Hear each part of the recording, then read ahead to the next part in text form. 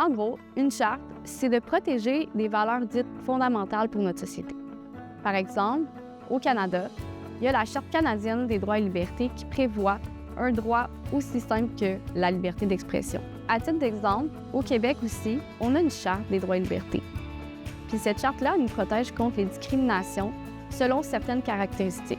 Ça peut être la couleur de peau, l'ethnie, ça peut être ton orientation sexuelle, par exemple. Donc pour nous, en tant que société québécoise, ces valeurs-là sont primordiales.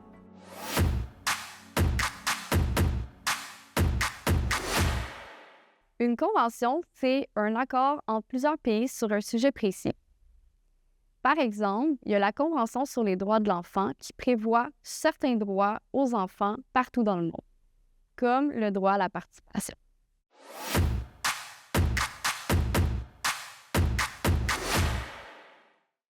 Une loi, c'est un texte où que toutes tes responsabilités, tes obligations et tes droits sont inscrits.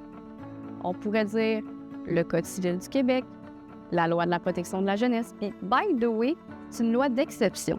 Donc, quand tu es pris en charge par la protection de la jeunesse, il y a 3 lois qui chapeautent ça. Tu peux avoir un placement sous la L4S. Donc, la L4S, c'est la loi de la santé et des services sociaux. Généralement, ça va être des placements qui sont appelés des placements volontaires. Il y a quand même des limites là, de temps qui sont obligatoires dans la loi. Si tu veux plus d'informations, notre livre est là pour ça. Ensuite de ça, il y a la LPJ.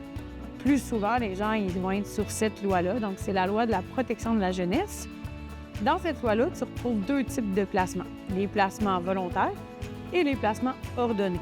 Donc, à partir de 14 ans, tu peux consentir ou non à être placé. Donc, si tu refuses ton placement, automatiquement, celui-ci va être ordonné par les tribunaux. Si, évidemment, ta santé, ta sécurité ou ton développement est compromis. Ensuite, tu vas retrouver la LSJPA.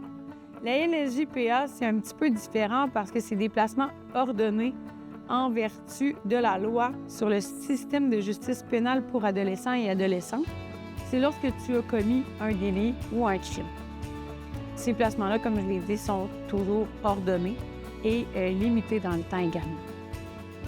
C'est important que tu saches que la loi de la santé et des services sociaux te garantit 12 droits. On appelle ça les 12 droits des usagers. Des fois, quand on est placé en protection de la jeunesse, il peut y avoir certains droits qui sont difficiles à réellement appliquer, considérant le manque de ressources de personnel ou autre, mais c'est important qu'on te les note. Donc, tu as le droit à avoir l'information. Tu as le droit d'obtenir des services qui répondent à tes besoins.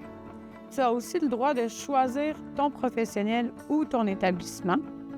Tu as le droit de recevoir des soins qui répondent à tes besoins. Tu as le droit de consentir ou de refuser les soins. Tu as le droit de participer aux décisions qui te concernent. Tu as le droit aussi d'être accompagné, assisté et représenté. Tu as également le droit à l'hébergement. Tu as le droit de recevoir des services en anglais.